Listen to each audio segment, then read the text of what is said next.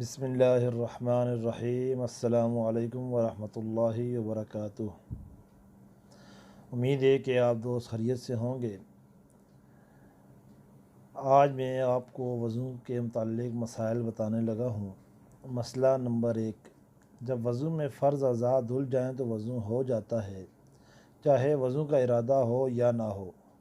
مثلاً اگر کوئی نہاتے وقت سارے بدن پر پانی بہا لے اور وضو نہ کرے، یا حوض میں گر پڑے یا بارش کے پانی میں کھڑا رہے اور وضو کے یہ اعضاء دھل جائیں تو وضو ہو جائے گا، لیکن ثواب وضو کا نہ ملے گا۔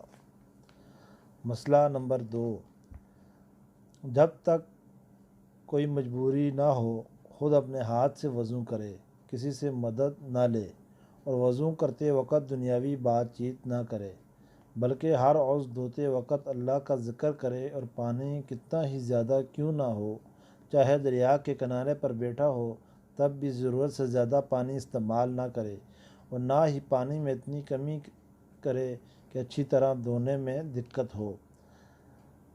اپنے اور آنکھوں کو بہت زور سے نہ اپنے منہ اور آنکھوں کو بہت زور سے نہ بند کرے۔ اگر آنکھ بہت زور سے بند کی اور پلک یا ہونٹ پر کچھ حصہ سوکھا رہ گیا یا آنکھ کے کوے میں پانی نہیں پہنچا تو وضو نہیں ہوا۔